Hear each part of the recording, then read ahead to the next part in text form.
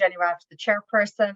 Myself and Tony would like to thank you all for taking the opportunity to join us today. We've got a really exciting webinar that we've designed for you, for our members, to give a deep dive insight into the current state of the Irish travel market, specifically to the US. So I think, we've reiterated this, but on the surface, the Irish visitation to the US has rebounded really, really strongly in Q1 of 23, and basically kind of hitting the same numbers as we had in Q1 2019, which is, incredible. Thinking that we've come out of COVID and the lifting of the travel ban. So just feedback from our airlines and our agency partners is that forward bookings are really, really strong. Yields are higher, people are paying more. Even in the UK, the Barclays index showed that travel was up 34%, and transactions booking through travel agencies is up 10%. So really, really positive signs in the market. And today we have two great speakers who are going to cover different aspects of the Irish industry. So first up, we're going to hear from Mark Henry, and he's going to provide a high-level overview of Ireland, looking at the economy, human development, and how the country's transformed over the past 100 years. And then a well-known face is the editor of Air and Travel, Eoghan Corry, and he's going to drill down into details of how the Irish market has recovered following the pandemic and looking at kind of airlift and consumer trends. So I just said the session is booked in for an hour. It may take a little less. Please do answer or ask any questions that you have by typing them in the chat, and myself and Tony will facilitate a Q&A at the end of the session. So first we're going to hear from Mark Henry, as I said. Mark has trained as a psychologist and led the research and strategy functions for Irish technology companies before turning to work in tourism himself. Having spent 2 decades telling people all over the world what a great country Ireland is, with Tourism Ireland, he's passionate about sharing the incredible progress that our country has made through compelling facts and figures. I think you're going to have a really interesting session listening to what Mark has to say. And a shameless plug, and that won't be the first or the last, but Mark is a doctor and is an author of the best-selling book, An Optimistic's Guide to Ireland at 100. So over to you, Mark. Thank you for joining us. Great, Jenny. Thank you. Let me do the sharing the screen thing. There we are. Fantastic. Well, look, thanks a million. Yes, I am a recovering tourism professional. Yes, I worked in Tourism Ireland for 20 years, as Jenny said, telling the world what a great place Ireland was. But now I'm here to tell you, do you really know what Ireland is like today? Well, there's a lot of change. A lot has changed. So this is why I was suggesting to Jenny, to Tony, let's call this Ireland's Remarkable Progress, this little interlude. A world leader at 100. Why 100? Well, actually, we are 100 years old, just had our birthday. Last December, Ireland was 100 years old as an independent nation, and we've a lot to tell. Now, I'm not actually going to cover the full 100 years, you'd be glad to know, but I'm going to pick up some remarkable things because I love old footage, but this is what Ireland was like 100 years ago. So this footage, I was found, I love it when they find stuff. It was in the basement of the Chicago Academy of Sciences recently. Last year, they uncovered it. It was an American who visited Cork and Kerry in the 1920s. And I mean, hey, it's great to look back at this sort of stuff, but geez, would you want to live there? I don't think so. Whereas today, you would want to live in Ireland because Ireland is the second best place to live on the planet. So says the United Nations. Every year they produce this human development report. And just before COVID, they said, you know what? Ireland is #2 in the world. Okay, we're sharing that with Switzerland, but just behind Norway in terms of the quality of life, human development in the country. You're going to have to Google where the UK and the US sit. They're not in the top 10, right? But hey, really good. And not only that, but we have increased higher. We've increased further up the ranking. We've made greater progress than any other developed nation since they started doing the survey in 1990. So their first report, we were 23rd back in 1990, now all the way up to 2nd. These are just some of the reasons that I said, you know what, people underestimate the positivity. They underestimate the degree of change that has happened in Ireland in recent decades. Most of that, of course, has been since the 90s, most of the progress we've made. Let's all put in a book. So yes, not the last shameless plug for, in fact, An Optimist's Guide to Ireland at 100, which you can find on Amazon.com and many other spots.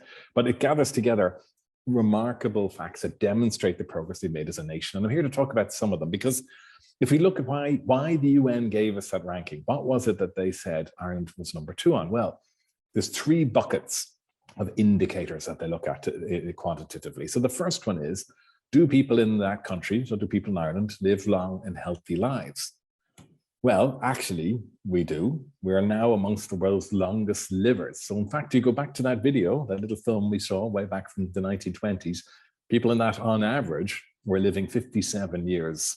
That was the average lifespan. Now, all the way up to 82. We've added a whole generation. We're literally living 25 years longer than those in 1922. And actually, our lifespan in Ireland is the longest of any European. We are the #1 nation in Europe in terms of longevity. Okay, but are they healthy lives? Well, yes, they are. Again, I'm talking in the book about how there's been dramatic improvements in terms of investment in healthcare. So back in 1970s, on average, the government was spending about €350 in today's money per man, woman, and child in the country.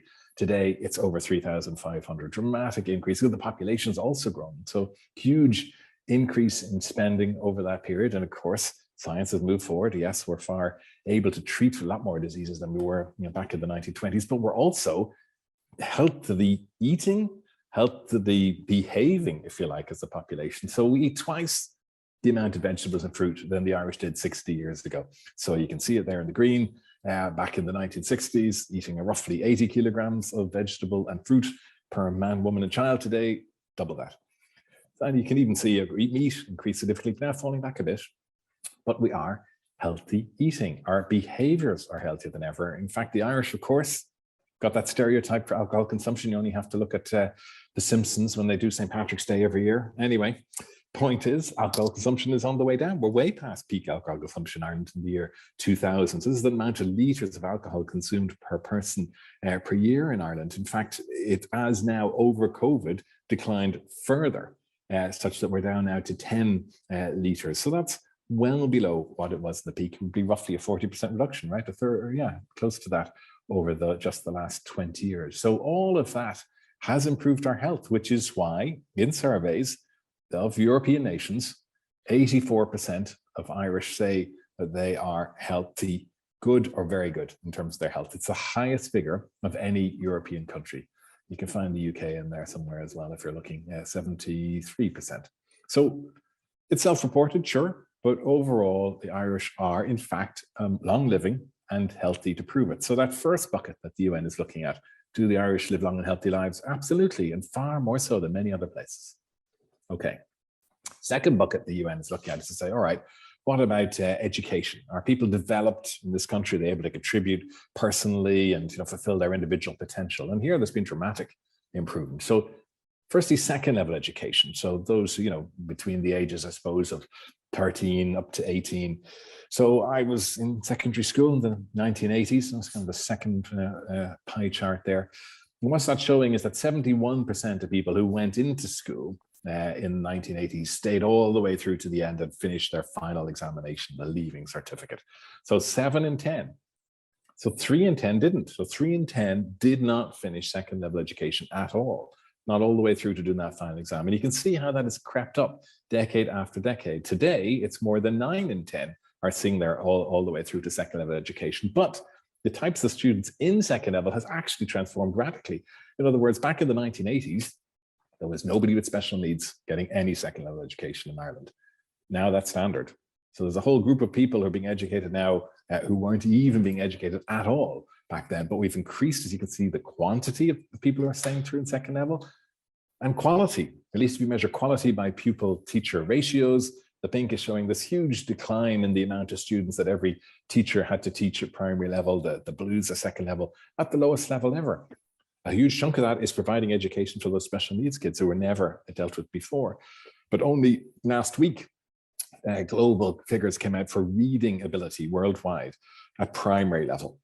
And the Irish were the second best. The Irish kids, second best after those in Singapore in terms of their quality of reading. So first level education, second level education, huge improvements in quality and quantity. But it's actually a third level where there's been this dramatic improvement, the amount of people in higher education. So I went on to do psychology in UCD, University College Dublin, left in the early 90s. So you can see there, 1990, 13% of working age adults had some form of higher education, degree, diploma, whatever. Today, it's the majority. Today, the majority of working age adults today have a third level qualification. That is true of only one other nation in Europe, Luxembourg, and it's true of Canada, Singapore, and that's about it. I think South Korea also. So we're well up there in terms of, again, amongst the most highly educated peoples on the planet.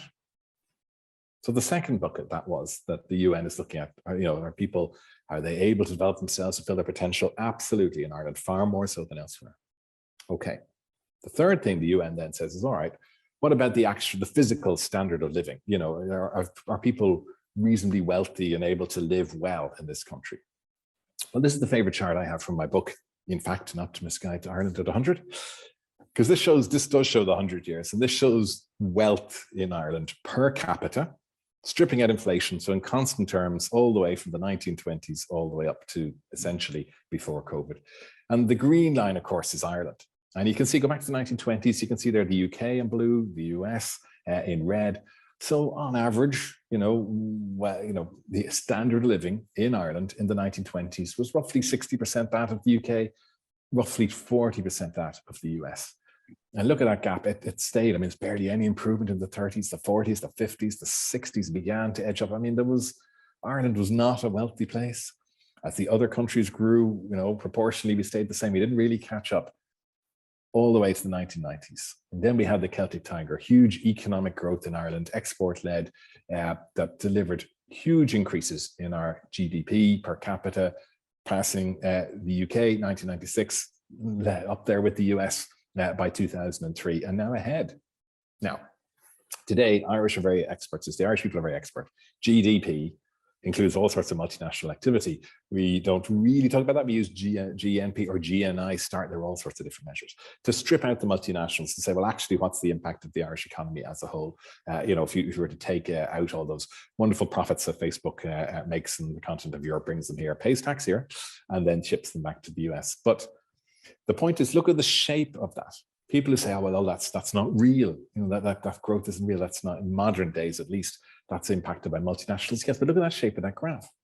Point is, that perfectly mirrors employment in Ireland.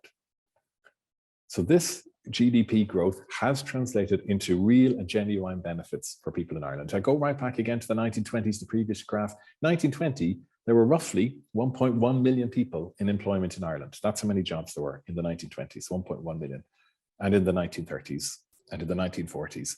Same in the 50s, same in the 60s, same in the 70s, same in the 80s. There was no increase whatsoever in employment in Ireland all the way until we began to see that increase in the 90s. You can see there how the graph began to take off. Employment doubled in less than 20 years through that Celtic Tiger era. Fell back a bit in the Great Recession, reached new highs pre-COVID, fell back a bit in COVID.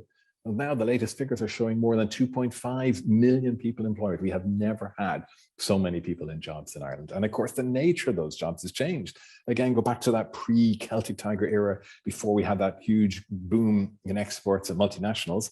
This shows how many jobs are classified as low-skilled or medium-skilled or high-skilled. The point is, in the 80s, the high-skilled jobs were the smallest share. Now, they're the biggest share. And of a much greater number, more than twice as many people in employment. High-skilled jobs, again, a lot of that driven by the multinational sector, a lot of that driven by the higher education levels that we saw earlier. It's a huge transformation in terms of employment. And that has meant that Ireland has changed from being traditionally, of course, a country of emigrants, outward flows, to one of inward flows. So, of course, again, go back to the 1920s, 30s, 40s, 50s, no more jobs. So where were the people going? Of course, they were leaving. They were leaving the country to get employment. That's what the red shows there in the 1950s, the 60s. It's estimated that up to a third of people in their 20s and 30s in the 50s just left Ireland. No jobs, right? A little bit of growth, economic challenges in the 80s, but really, again, as the economy took up there, as we saw that from the 1990s on, huge inward flows of people into the country to feed these high-skilled jobs that we were looking for. A bit of a fallback, of course, in the Great Recession, but back in positive territory, reaching new highs. And that has fundamentally changed Ireland. We have never been more multicultural. This is the percentage of people living here today who were born somewhere else. Well, I say living here today, you can see in the 50s and 60s, sure, it was 4%, 3%. A lot of those are people who were born in England. It might have been kids of people who emigrated and then they came back. No, it wasn't really much a multicultural country.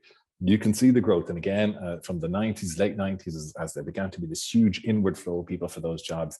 So the numbers shot up. We just had the latest census figures last week. It's hit 20%.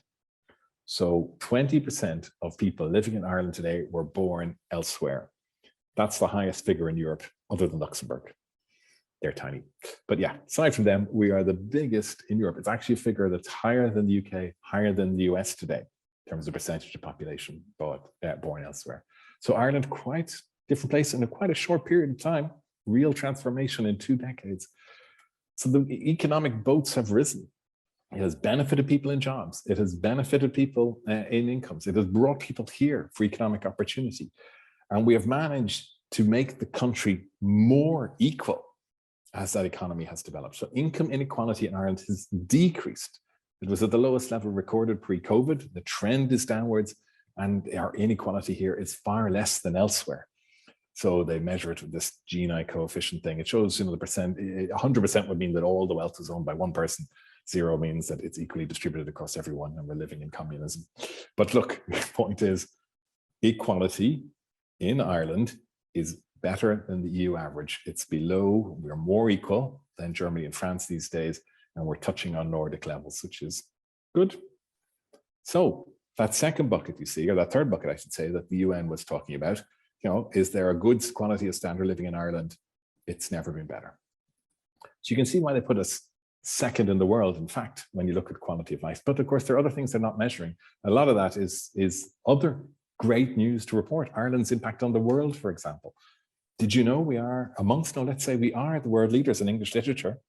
Yes. Why? Because we've won more Booker Prizes and more Nobel Prizes in literature per capita than any other country, per capita. But still, for the size of our country, see the list there, no one else has won more Nobel Prizes and Booker Prizes. It's literature, it's acting. This is slightly harder to believe, but it is true that Irish actors have won more Oscars than those from any other nation per capita. So for the size of our country, these 3 people, and I'm counting Daniel Day-Lewis, he's got an Irish passport, I'm counting him. Doesn't matter, he's born in the UK, he's Irish. So those 3 people between them have won more Oscars per capita for Ireland than, yes, America, and yes, Britain and elsewhere. So we've brought acting talents to the world. We brought literature talents to the world. Yes, we've brought drinking, Irish pubs. What would you say? Hospitality, conviviality. That's our strength. We brought that to the world, of course. The number of Irish pubs per continent. This isn't even the proper list. This isn't even a full list. This is just the members of Irish Hospitality Global, because that's kind of like the Irish pub network. But this is definitely not even the full North American pubs. Those of you who are there, no, there are definitely more than 1,700 Irish pubs in America when you think about it, north and, is in Canada and the States. So absolutely, this is an underestimate, but a huge bit of Ireland's contribution to the world. So of course, people want us to travel. We've got lots of good reasons to get out there. And in fact, our passport is there for one of the most widely accepted in the world. We're 11th in this ranking, changes a little bit all the time. Henley and partners update this every quarter, but we're always there in the top 10, top 15 in the world in terms of the number of destinations we can access without a prior visa, right up there. So people love to see us coming, and we're coming in greater numbers than we ever have done before. Everyone in Ireland now takes a foreign holiday, on average, right? So the point is, not very long ago, 1992, you can see there, on average, the amount of holidays that were taken outbound from Ireland as a proportion of the population, 1 in 5. So literally 1 in 5 people in early 1990s was traveling overseas, traveling internationally for a holiday break. I have to thank Ryanair. Huge growth in the 1980s in terms of outbound into 2000s. You can see the huge growth. By 2007, on average, everyone was taking a foreign holiday. Before COVID, there were more foreign holidays taken than there were people in Ireland. So huge growth as an outbound travel market. And Eoghan will give you the latest shortly and tell us whether we are back to 2019 levels or on track to be or not. So huge transformation of Ireland in a relatively short period, as of course that wealth impacted and was shared and access to the world opened up for us. So aren't we a happy lot? Surely we must be some of the happiest people on the planet too. Yeah, yes, we are. We are. People tend to read the media and think, oh, everything's terrible, there's challenges. Yeah, but wait a minute. When asked, are you satisfied with life today, fairly or very? In Ireland, more than 90% of people say they are fairly or very satisfied with their lives. In fact, the very most recent data, I looked it up last week from the early part of this year, it's 96%. Now, of course, we all want to win the lotto. Yes, of course, we want to retire to the Caribbean and have that little island. Yes, of course. But on balance, people can recognize the improvements that they've seen in their lives. Yes, of course, there's lots of challenges still facing us. Of course, there is. But overall, we have never had it so good. Why? What has Ireland done right? What are the 4 factors, I argue, in the book that have enabled Ireland's success? Very simply, 4 things that have helped our little flower to grow. It should be a shamrock, but anyway, there it is. First point is stability, by which I mean we are one of only a dozen nations that have been a democracy unbroken for a century. Unbroken democracy for a century. Yes, the US is one and the UK one, but of course a lot of European countries, of course, and elsewhere not the case. So we've had this stable nation. We built good institutions of state. We don't have a very polarized political system. It isn't swinging to the far left or the far right. So we've got good institutional capital in Ireland. That's encouraged inward investment, for example. We have then a very good sense of community. We have very strong levels of trust in Ireland, amongst the highest. When they do these European surveys, Irish people very strongly trusting, not a polarized society, not a sense of them and us. We have an electoral system which brings the politicians quite close to the people. There is a good sense of community. There is a good sense of social capital. We've built good reserves of social capital in Ireland. So that stability and that community is kind of the fertile soil. And then you water it with education. I mean, that huge transformation in education I talked about earlier is obviously transformative in terms of bringing in inward investment, in terms of allowing Irish people to fulfill their potential. And that's human capital. And last but not least, our openness to the world. The first part of Irish history, and I showed you some of the graphs in the 1920s, no growth, is when we tried to close ourselves off to the world and said, no, we need to be independent from the UK, so we're going to do everything ourselves, we're going to become self-sufficient. Too small for that arc. That didn't work at all. It was when we joined the EU 50 years ago this year, and when we joined and learned, or began to trade internationally, began to look beyond the UK as a source of export growth, that we began to say, wow, actually there's a whole new world open to us here. And openness to bringing in investment, to bring in the talent, the people that we need, that has transformed Ireland as well. And that has been critical to our success, I suggest. So look, in the book, I talk about some of the challenges. Of course, it's not a perfect nation. And I talk also about some of the psychological biases that blind us to this positive progress, because that's not what you're hearing on the radio or on the newspaper or on your social media feed. I know that's true of every country. There are psychological biases that encourage us to look for the negative. Okay, but our future is bright. Based on the last few decades, it has been remarkable. Reflect factfully on what Ireland has achieved. It has been extraordinary. We've never been healthier. We've never been wealthier. We've never been better educated. Actually, never been happier. That's true. So huge improvements in the country in recent decades. And we know what the foundations are for our success. I'm arguing those 4 factors. We need to nurture those to successfully address the challenges ahead. Of course, there are challenges today. It's nowhere perfect on planet Earth, but we're pretty good. That's what the UN says. We're pretty good up those rankings. We know what we need to continue to invest in, to continue to develop ourselves into the future. So spread the good word. There's plenty of good words to spread. In fact, take a leaf out of my book. In fact, I don't really mind what you do with it once you buy a copy online. But listen, there's a great story to be told about Ireland, and plenty of people with the money and the interest and the willingness to travel. So plenty of opportunity this year and in the coming years. Thanks for the opportunity to tell you about it.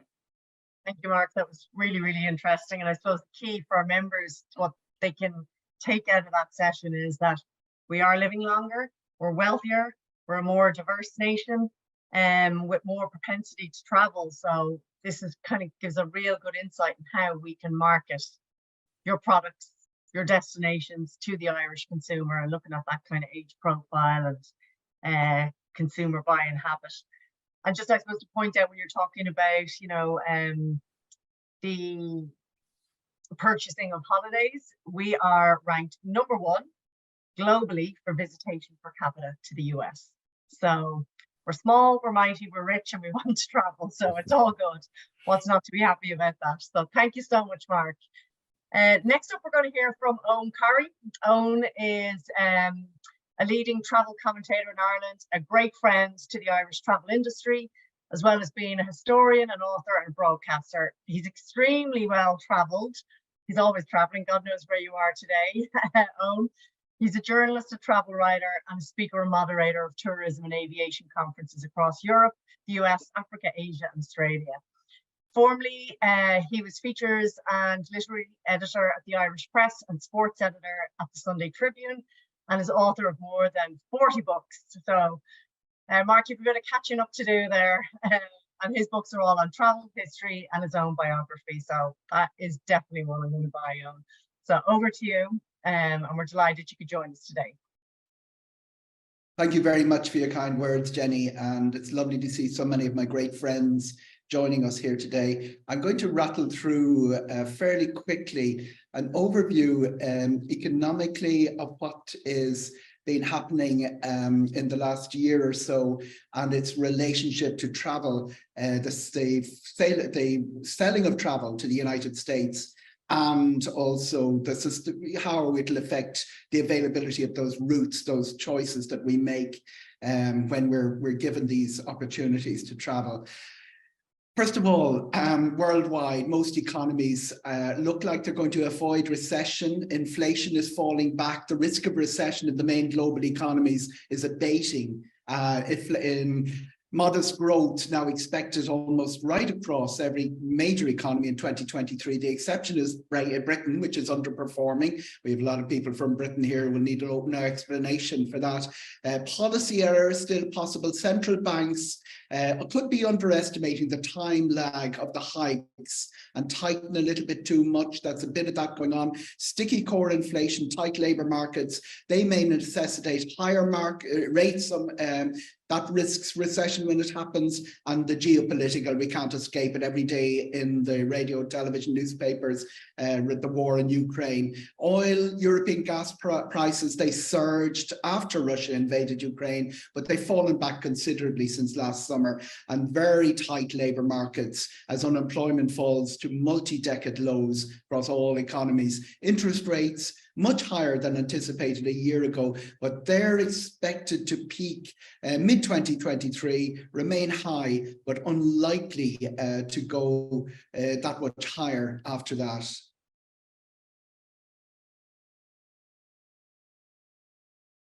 The dollar, big question. Some of you will have been at IPW in San Antonio. I think one of our party paid $79 for its breakfast, which comes to €73. Now, what happened last year was the dollar benefited from a perfect storm, higher US rates, geopolitical tensions, risk aversion. It's lost ground since the autumn, particularly the early part of this year, as other central banks accelerated the rate hikes. It looked like the tide had been turned a little bit. It has rolled back just that little bit over the last 4 or 5 weeks. Euro benefited recently from rising ECB rates and a significant fall in European natural gas prices, but it isn't as good as it should be. We have a technical recession in the Eurozone that was announced this morning. So dollar is going to be high for a little bit. Britain, our third biggest trading partner, and it's really important to the Irish economy.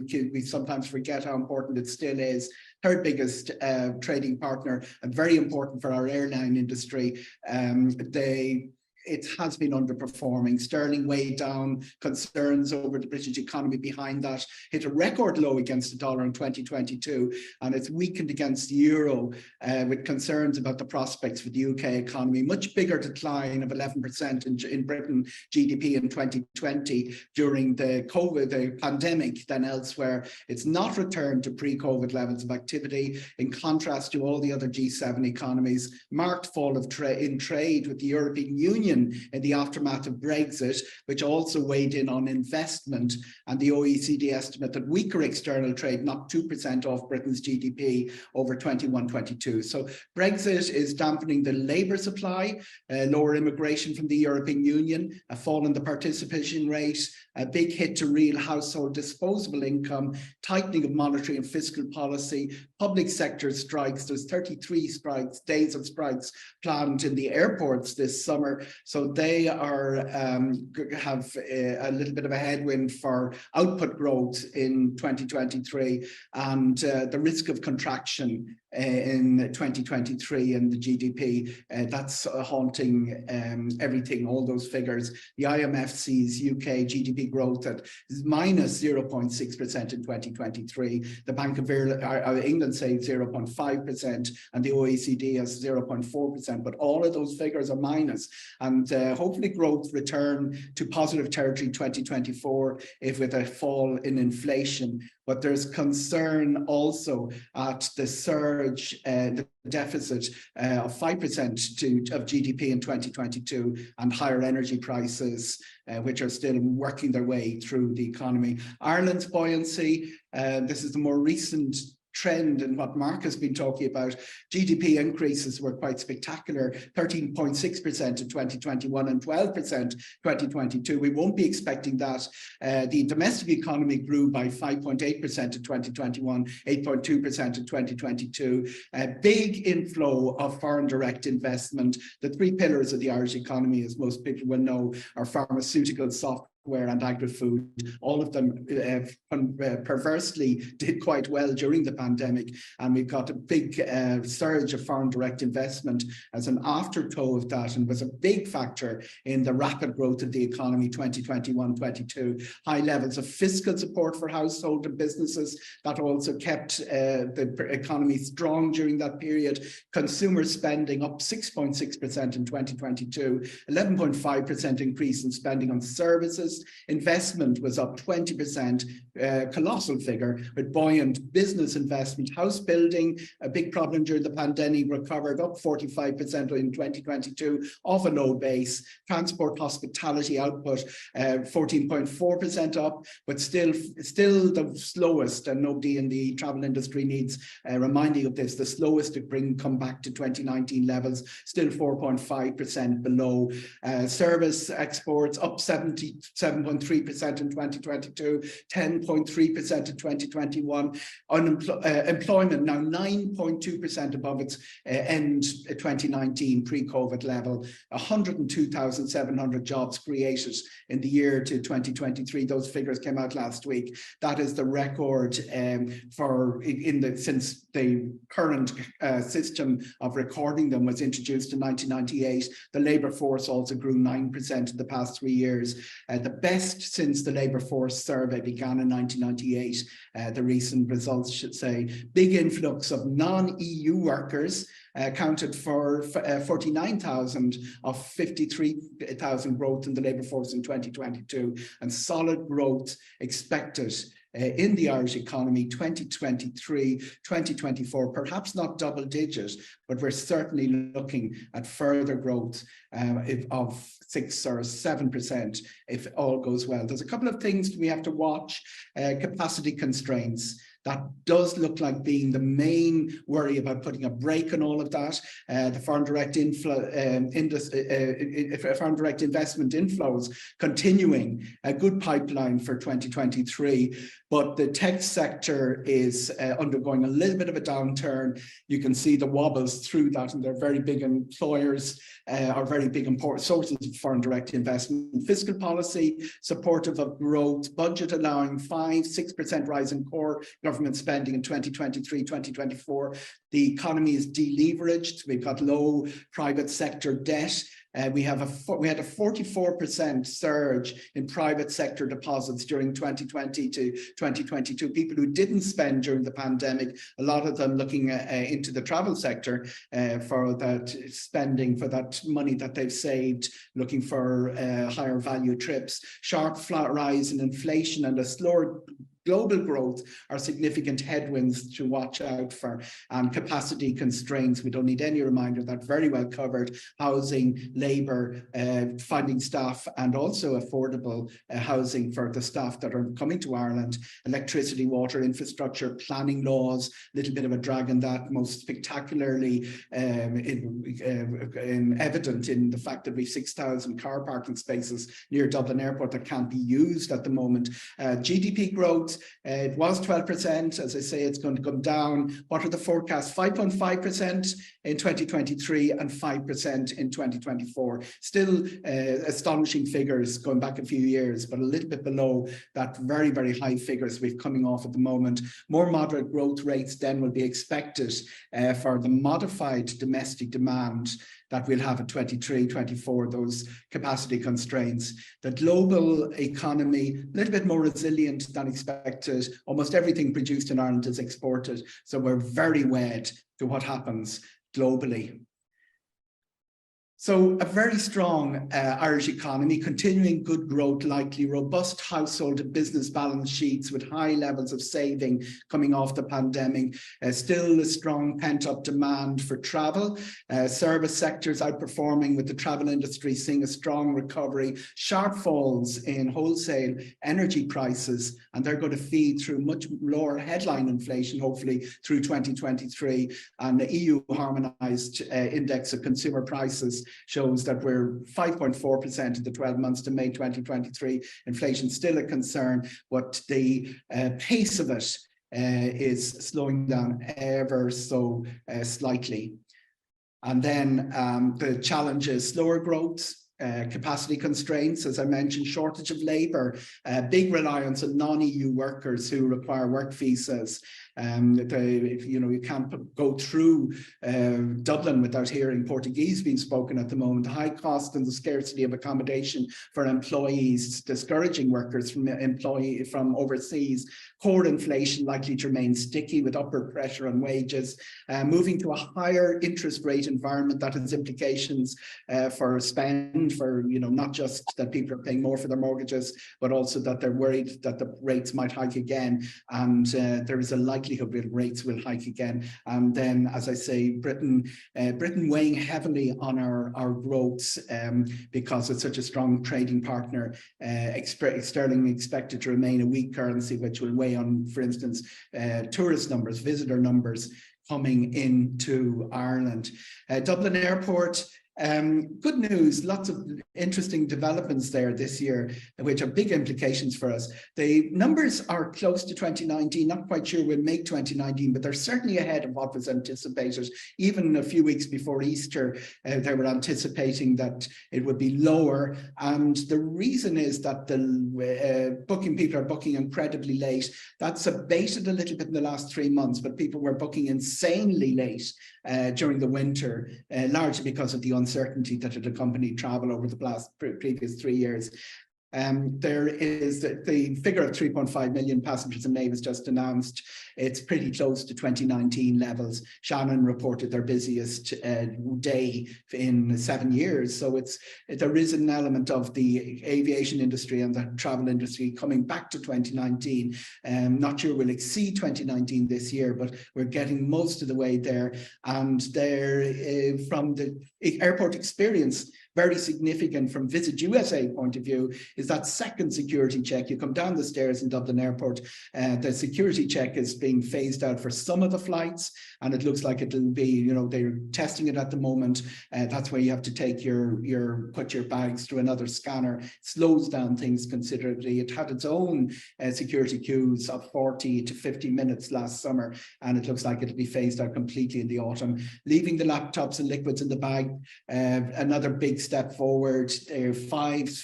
I think this week they're bringing the 6th scanner that can allow you to leave the laptop and liquid in the bag. 3 of them are in Terminal 2, which is our US flights. Part of our summer break, US flights go from Terminal 1, but the 3 in each of the terminals. The likelihood is that all of Terminal 2 will have the new scanner. They're going to not introduce any more of them during the summer because they're testing it. They're going to go through the peak period, and then in the autumn, Terminal 2 will be completely, all the security lanes will have the new scanners. You can leave your laptop and liquid in the bag. Great news for all of us. The big challenge of the summer, very, very well covered. Car parking. It's all to do with that quick park, the privately owned car park on the Santry Road. 6,000 spaces sitting there. Dublin Airport say they can get it up and running in a week if they get their the clearances to do so. And the competition commissioner, the top 10 from Dublin Airport, some of you will have seen it. They released the top 10 destinations this week, and very very interesting that we have, after Malaga and Faro and Barcelona, which are all predictable, Chicago was number 4, and this is by numbers and bookings. We're looking forward to the summer. Paris, Lisbon, then New York, then Boston, then Madrid, then Lanzarote. So 3 North American destinations in the top 10. The flights to USA, we had 189 every week in 2019. We're back to 183, so pretty close, and a lot of interesting equipment on that. Atlanta's 7 Delta per week using the A350. The Boston Aer Lingus have the double daily A330 Delta, have a Boeing 76. And Charlotte, the American, have the Boeing 77. Chicago, again, an A330 route for Aer Lingus, and the American using the Dreamliner 78 on that, and United using the 757. Dallas, another Dreamliner route from American, and that's gone year round. Hartford, great to see that back. That's an A321 from Aer Lingus. Cleveland, newly announced. Jenny's just back from there. The 321 again. The 333 for Los Angeles, 7 daily flight. The New York is the oldest of Aer Lingus's routes, the 330. Delta have a 76 on that. Aer Lingus have a 321 in Newark, and United have a 75 and 777 on some of those. Orlando's 4 times weekly Aer Lingus 330 route. Aer Lingus the 321 in Philadelphia. American of the 78 on it. San Francisco the 330 for an Aer Lingus daily. Seattle the 330 daily, and then Washington 330 double daily from Aer Lingus. United have the 767. What's going to happen next? We're going to see probably expansion on that. I'm just back from Istanbul from the IATA conference, and very interesting. Lynn Embleton was there. A lot of the talks that people were having with Aer Lingus are about the Manchester services. We got Orlando, particularly looking for expansion of Manchester, Orlando. This is what's been lost since 2019. The Los Angeles Ethiopian, I think it went a little bit before that. Minneapolis, which was supposed to, it was a 321 route, and then the 2 Norwegian routes, which were Stewart, that lovely airport in upstate New York. You virtually land on top of the best shopping locations in North America there, and Providence, Rhode Island. But the big development we're going to be watching next is where the 321 XLRs that Aer Lingus are getting will go, because there's 6 of them on their way, and there's delivery start in 2024, and that brings places like Denver into play. That brings most of the all the way over to the West Coast almost all the way over to the West Coast into play for those thinner routes that will be served by the 321. And Aer Lingus would traditionally, where before the pandemic, we're talking about 3 new destinations a year. Be lovely to see them back in that area. I'm not sure that we're going to get back to that area. Canada, also relevant to us today, with 39 flights a week. The big aviation news in the USA is that we saw very little investment in American airports until quite recently, but JFK and LAX both have seen big investments, and we have things like a train service that's going to connect Orlando with the holiday destinations. That's coming in September. A few headwinds there as well. Staffing shortages, air traffic control. Airlines will be asked, or they are being asked already, to reduce capacity. So that could put a little bit of a brake on the plans for expansion. And we also have price developments, such as American charging for checked bags and all of those sort of things. They're all the sort of things that we're very familiar with in aviation, the turbulence of aviation and the extra passenger charges we've seen in recent years.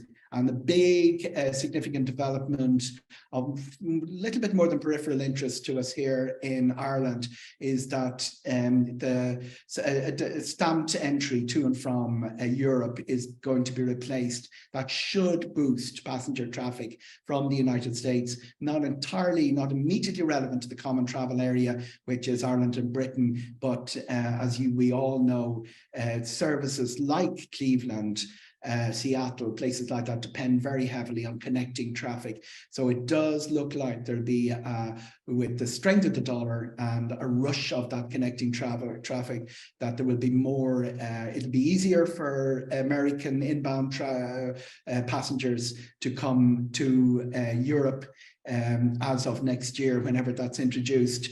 But how does that impact those of us who are sending visitors to the United States? It means more routes are viable. Aer Lingus's model is quite clearly to turn Dublin into a hub and to use those fantastic new aircraft that they're getting next year to open up routes which would never ever have happened with point-to-point traffic purely from Dublin. So I'm very happy to join or open the discussion. It's Tony as chair to open the discussion and answer any questions that any of you have. And it's lovely to see, as I say, so many of my great friends here today, or even see you is allegorical. I just see your names in front of me, but even that is cheering me up no end.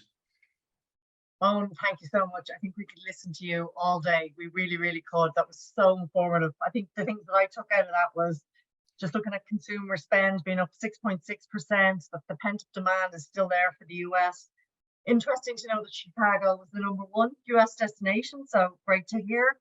And that, you know, we're back to 183 flights per week. So someone did ask, were they direct services out of Dublin? And yes, they are. So if we look at kind of the connectivity onwards through the US hubs, and I know we have some of our airline partners online, like Aoife's here from United and so on, like it's absolutely incredible when you look at the volume going through Dublin Airport. And it's great for you to touch on the developments at the airport. And I know we have Del Redmond on, and she's going to be joining us in our next session. So it'll be great to hear how that second screening test phase is going throughout the summer and all that great news to allow guests to travel from Dublin and through Dublin and into North America. So just a massive thank you. That was really, really insightful. So I'll hand over to Tony if he has any questions in the chat box, or if anybody has any questions they'd like to pose to Eoghan or Mark. I think Mark is still online as well. Okay, we don't have any questions apart from if we can get a copy of the presentation, and yes, we'll make a copy of the recording and the presentations available for the participants. And you can buy Mark's book as well, you know, that will keep us well. And you have to send us the list of your 40. Just to give a bit of context on Denny's airline, only the airline that is running more transatlantic services on Saturdays during the summer is British Airways. You know, Tara's on. Sorry, apologies, Tara's on as well. Yeah. we tend to forget how, a non-American airline, we tend to forget how important Aer Lingus is to North America, even in terms of the slot allocations at JFK. They're one of the major airlines. The reason being that after standing, we were supposed to open in 1948, but we did eventually open transatlantic in 1958 and developed those. They were completely dependent on point-to-point in those days. The ethnic market was really important to us, but Aer Lingus has a long, very long historical connection with particularly the three airports, Boston, Chicago, New York. And when it comes to the number of flights crossing the Atlantic that you'll see in Flight Radar 24, they're the only airline that is operating, non-American airline that's operating more is British Airways. So that again is something that as Irish people we probably don't appreciate enough. Of course, it's great to see the American, such a huge interest in American, and we have three routes each from United, Delta and American, and getting that year-round service to Dallas was a terrific achievement as well. And of course, Canada, we've 21 flights daily into Toronto, which is a big connecting destination into all the way down to Florida, places like that. Yeah.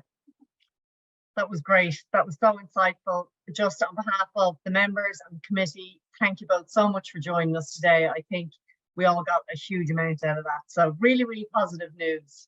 So thank you both. Always a great pleasure. Thank you. Thank you. Thanks, everyone. Take care.